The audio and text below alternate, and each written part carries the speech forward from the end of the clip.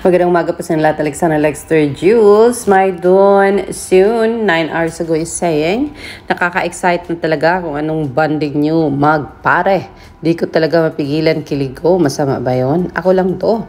Huwag nyo ko pansinin. Stress reliever ko, si Maymay at saka si Donnie daw. Narito po, Donnie, talking about yung buhay kunyari nila when they were kids, kasama si Kyle Itchari, security guard pala si Kyle dito. Let's go and watch this. And yeah, we did grow up in the resort. We did grow up doon by the beach. Doon kami nagkaroon ng maraming memories together. Kasama namin si Maymay, si Pare. And yeah, until this whole thing happens and the hostage takers come in, and then we are forced to be in a situation that we've never handled. Yeah, we did. So, yes, mga kaibigan, yan po ang sabi ng isang Donnie Pangilinan telling about yung buhay nila bago pa man sila nagkagulo at bago pa man nila i-save ang Roja from magnanakaw. O, diba? So, yes. Thank you for sharing that one. Kaidon's message to everybody. Let's listen. Imbitahan ba kayo or what? Let's watch. Ng the one and only. Mahal na mahal namin kayo at sana mahalin nyo rin ang Roja. Ito pong Roja ay hatid po ng ABS-CBN Studios at Dreamscape Production. Ang isang action drama series, ang Roja. Mapapanood na po yan. Malapit na. Dons? Thank you guys so much. Sir MJ, Boss Jeremiah, maraming salamat. And syempre, huwag niyong kalimutan na hatid po ng the one and only ABS-CBN Studios at Dreamscape Productions. Sinabi mo na ba yan? Ba't sabi Donnie? Ako magsasabi. Kinuha ko yung kinuha mo yung sa akin. Okay, sorry. And syempre, for website exclusives, just visit roja.abs-cbn.com. Love you guys. Thank you. Thank you guys. Alright. And as we wrap it up, I just want to say, mahal na mahal namin kayo. Yes, mga kaibigan, that is Kyle and Donnie hapon po sa kanilang fan meet. Actually, it was a pre-recorded one. But it's nice to hear from them. Aba, syempre, masaya tayo na malapit na natin mapanood ito, mga kaibigan. And so, the way Kyle, Sir MJ, and Jeremy stood up after Donnie said that I am them, na namimiss ni Donnie si Bel Mariano, talagang yan. Makita natin yung reaction ni Kyle ay talagang kinilig, mga kaibigan. RMLet and Maymay is saying, kamusta naman kayo ngayon, Maymay and Donnie? Sana kami ding mga fans nyo, kamustahin nyo din. Kahit nahamak na shippers lang kami na pinagbabawalang mag-exist. Check out Donnie in Roja's video, mga kaibigan. That's from Maisa. May pa-TikTok dito si Maisa, mga kaibigan. Let's watch her TikTok compilation. Ano ba yan?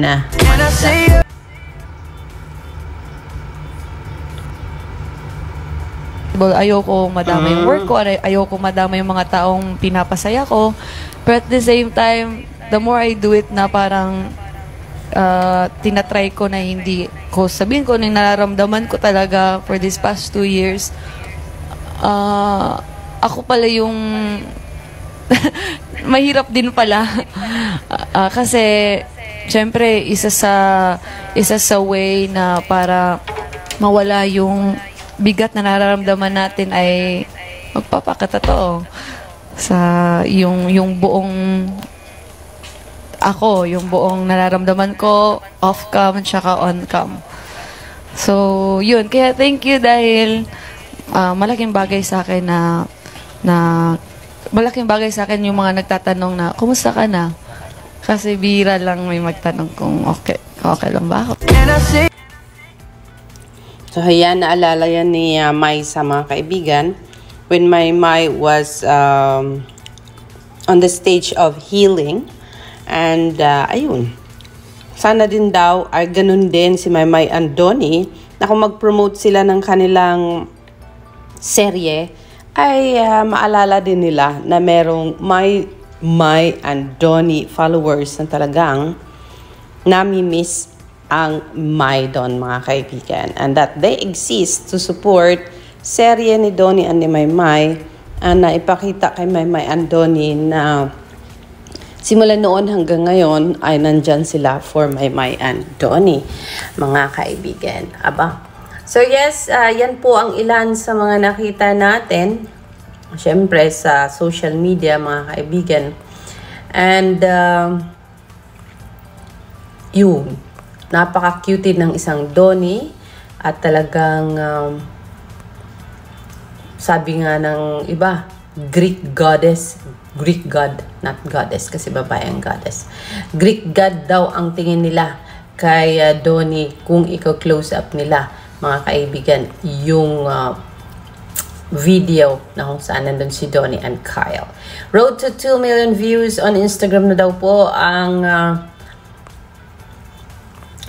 itong picture na ito na ipinin ni Donnie sa kanyang profile at pati kay Kyle na rin daw itong Roha art card, mga kaibigan. Congratulations Donnie and Kyle sa maraming masaya na sumubaybay sa storya ninyo at sa shooting and everything na nangyayari during shooting po.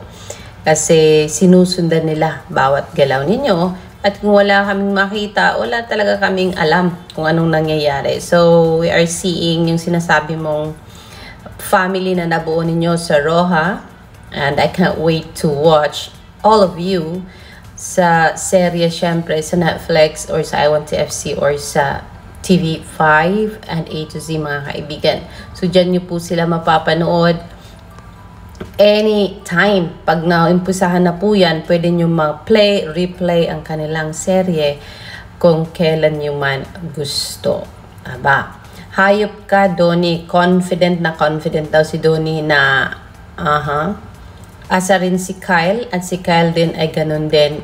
Talagang pamilya na ang datingan nitong dalawa, magka-bro. 8 years or 9 years pala silang nagkakilala and naging malapit na magkaibigan na, lalo na ngayon at meron silang proyekto.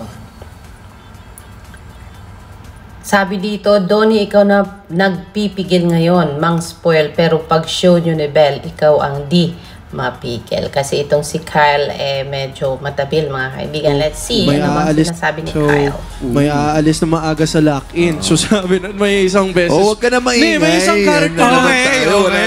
May isang character lang. Tapos sinasabi mo na. May isang character lang na maagang umalis. Tapos inantay namin kahit 4 AM na yung alis niya. Kami lahat to. So, grabe. Ganon yung friendship nila na nabuo, kung kaya bago pa umalis yung napatanggal para daw kasi daw ng PBB na unti-unting may tinatanggal sa serye, mga kaibigan. So yes, ano man ang mangyari, one of the best things about promo season is hearing Donnie on interviews talk about his insights, the process behind, and what he thinks about the story and the character he portrays. Kaya inaantay nila ang mga ganitong klaseng fan meet para marinig talaga yung, kasi napakawiti kasi ng isang Donnie, mga kaibigan. At na ang funny side doon ay nakailang piyok na parang nagbibinata si Donnie Pangilinan kasi nga daw po gawa ng shooting nila sa Roha. Ano daw nagpa-oo kay Donnie to do Roha? Donnie proceeds to promote Belle's meet and greet. Ano ba? Pumiyok tuloy ang lahat. So, yes. About Maymay and Trata. Ano na ba ang update sa iyo, Maymay and Trata? Kasi nga po, narinig namin ang side ni Kyle and Donnie yesterday. So, you want to know, ano nga ba ang update kay Maymay? MJ M. Surima, hello sa aming sunshine. At yan daw po ay si Maymay and Trata. Siya daw po ang sunshine nila sa shooting ng seryeng Roha, mga kaibigan. Ito ay pinost niya sa kanyang Facebook, mga kaibigan, of which I cannot open right now. Aba, bakit kaya?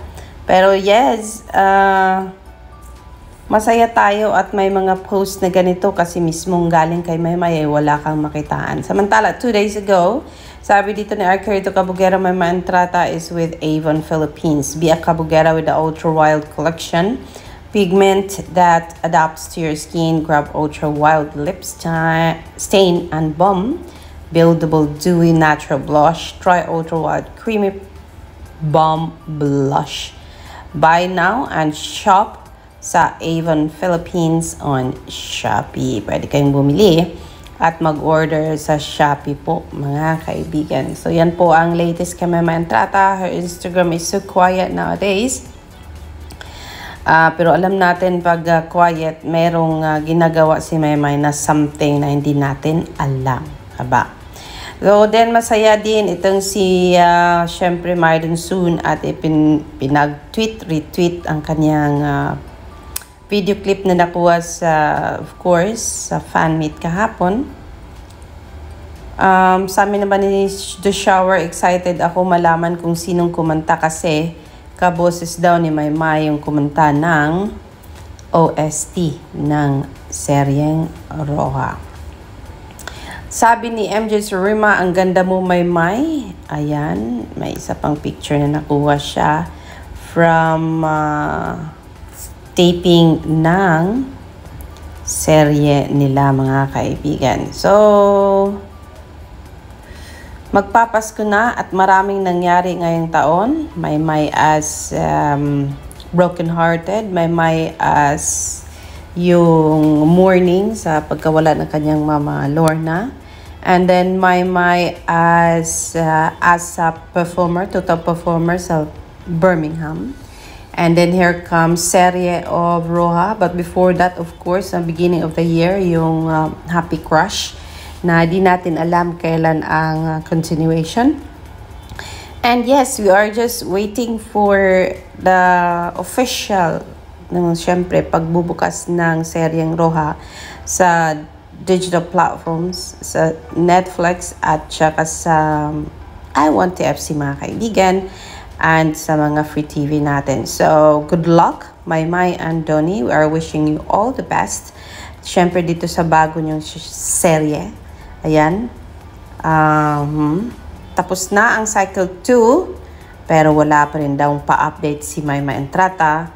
That's from Tita Lucy Hugot. Kasi Maymay naman, siyempre, yung mga taga-subaybay mo, nalalagay sa alanganin pag wala silang naririnig about you. So, please update us kung ano nang nangyayari kasi napaka-quiet mo nowadays. We do not know tuloy kung masaya ka or nasaktan ka ba or anong ginagawa mo. So, sana ay marinig namin kung ano na ang update sa'yo. It's been how many days na hindi nag-update si Jobian since Friday. Kasi Friday, I think, ang last na update ko. That was with Donnie. But now, no more, and we hear nothing from you. So, whatever it is, just stay healthy, stay happy, and know that we will always be here for you, to support you, and to follow you around whatever you are doing sa showbiz career mo sa, syempre, showbizlandia ng Pilipinas. This is Alexandra Lexter Jules saying, magandang umaga po sa inyong lahat. I'll see you later for more. 바람이 불어온 그 밤에 꺼진했던 조각들이 난 떠올라 순간에 falling down 감추려 애썼던 마음 다 들킬까봐